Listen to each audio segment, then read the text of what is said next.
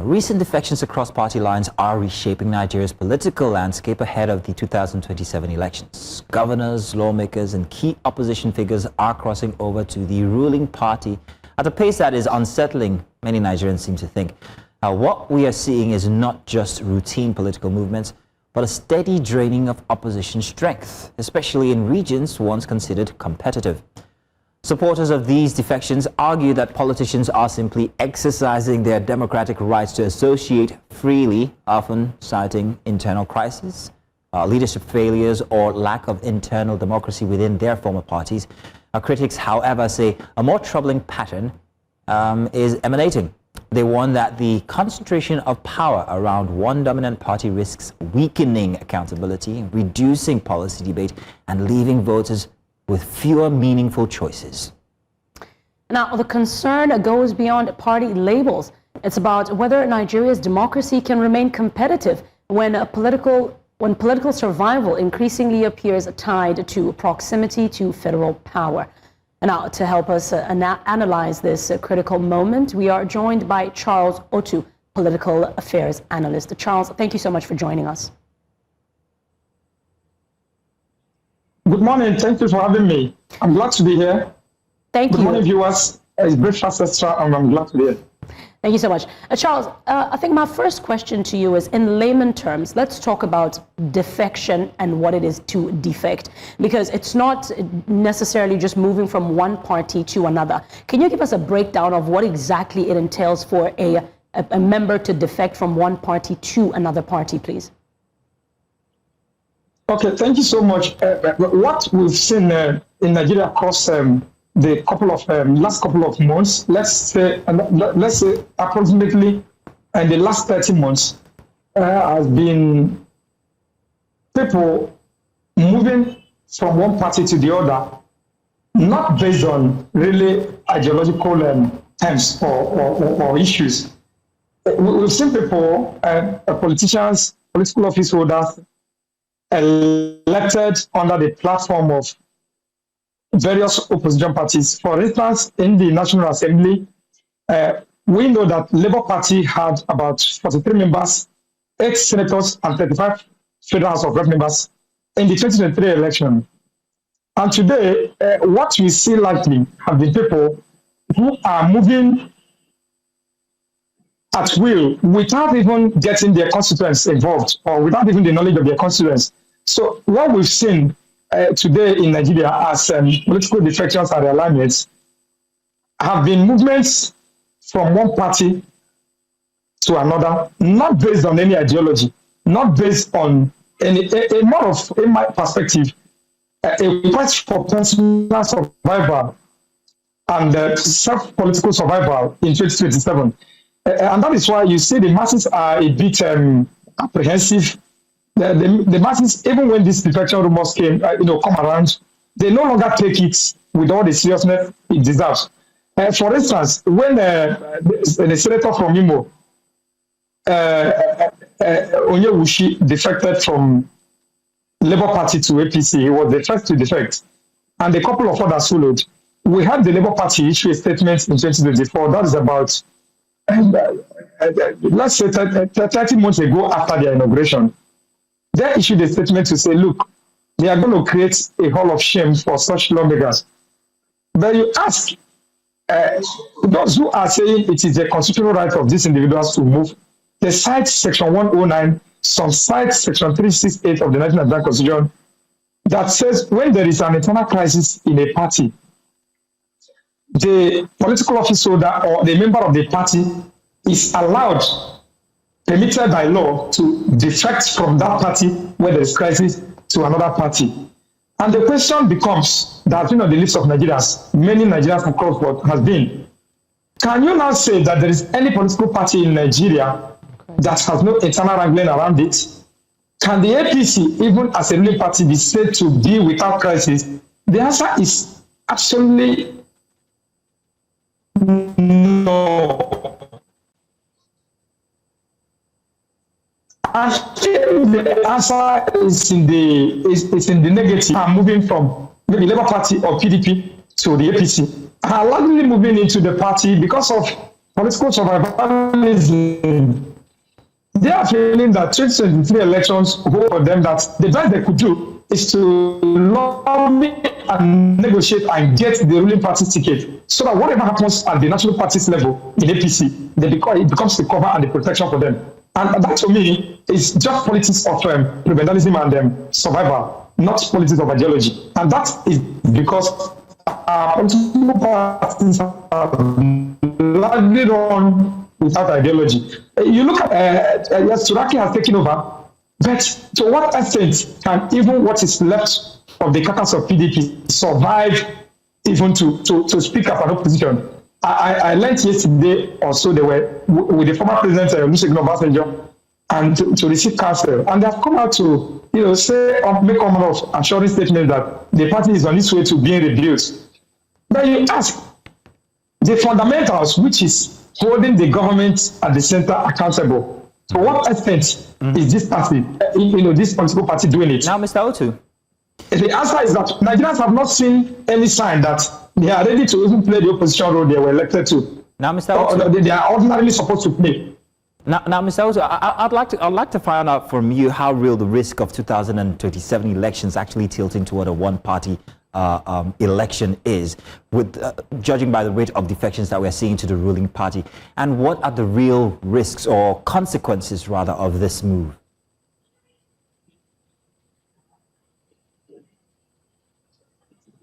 Okay, now what we plan for 2027 is that Nigerians, a lot of Nigerian politicians seem to now have taken over, handed over their fate to political survivalism. Those they feel are schemers, and they can scheme themselves in and scheme those that are defecting in too. I say this because I interact with politicians. One of them told me boldly that, look, if President Tinubu could, break all the jinxes around the Buhari presidency and did not only get the ticket of APC, but was able to be elected in 2023, no matter how much you put the election, the average Nigerian feel that election that was announced at the dead of the night did not reflect the actual voting outcome of 2023. But the average politician who sits back and looks at politics from the obsessive definition of who gets what, when, where, and how, which is the literal obsessive definition of politics for the average Nigerian, which the Tinubu presidency has now amplified it by saying it is he who grabs it, snatches it, and runs with it that is successful. Some of these pockets of reactions, feelings, some of them unexpressed, are the reasons why these politicians are moving. And for 2027, it portends a very great danger. Why? Because the umpire has already been set, and the umpire being INEC, we are hearing about the assurances of Amupita as the INEC chairman. Professor Amupita is saying, look, the election will be fair, we will do our best, there will be no...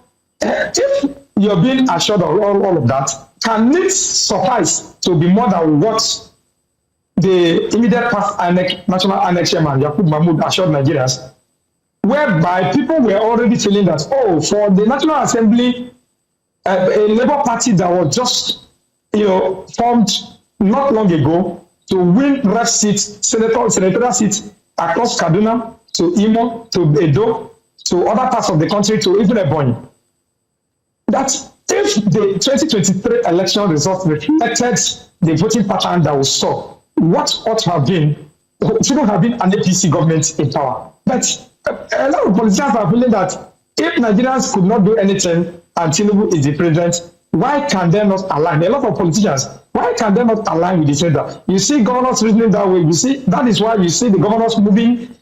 PDP, as we speak, is so fragmented that I think it may only be Mufwang of Plateau State and a few other governors in the, like Adamawa and a few others in the north that are remaining in what is left of the caucus of PDP. So, Mr. Otu, so for 2027, it portends a straight one-party system and the serious danger of, stifling of the democratic space that will make almost everyone to say, if you didn't get the APC ticket, forget it. Because I think Tinubu has some things up his sleeve. That is why you see them moving. The politicians are having nocturnal meetings. I and you, we are not meeting with them. They know what they are seeing and they know what they are feeling.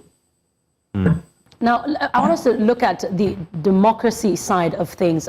If this trend continues, because we see it taking place, it's like every week there's a new announcement.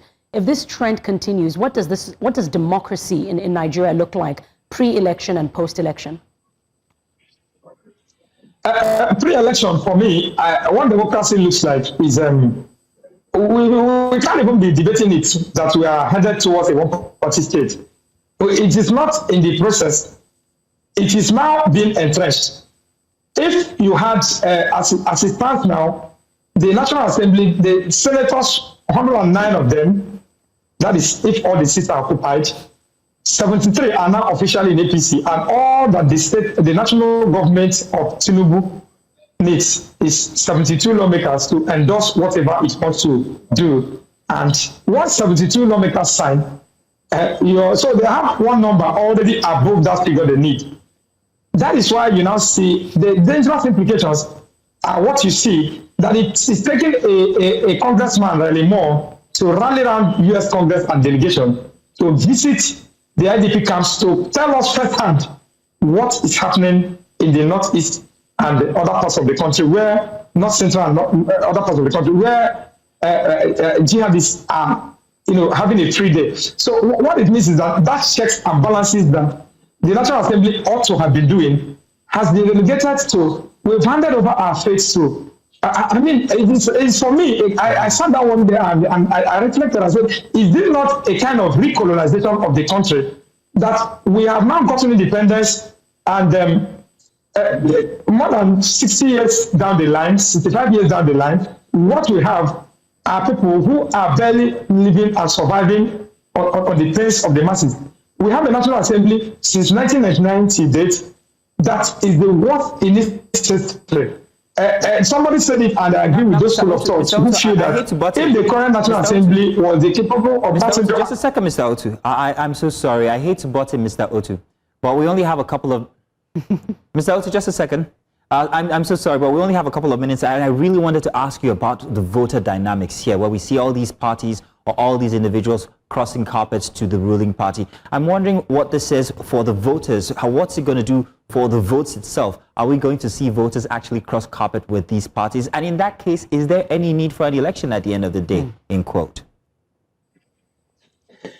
Thank you. People feel so estranged. They feel so disenchanted. The electorates are not defecting, but they have also lost hope in the system. That is why you don't see people taking what Professor George Amopita is telling them seriously. No matter I see a lot of movements, young people trying to do electoral reform, like what happened in Yaga Africa, what Yaga Africa did in 2023, and all of them. I see a lot of those movements, and I shudder at some point, because when I reflect, I only see a people who are so insipidly bent on having their way. So that is making the political class, the ruling party, particularly the APC, they are bent on having their way. And because the masses know, the electorates know, they are not thinking of them. They want to do their thing and have their way. A lot of persons feel so alienated from what is happening in 2027.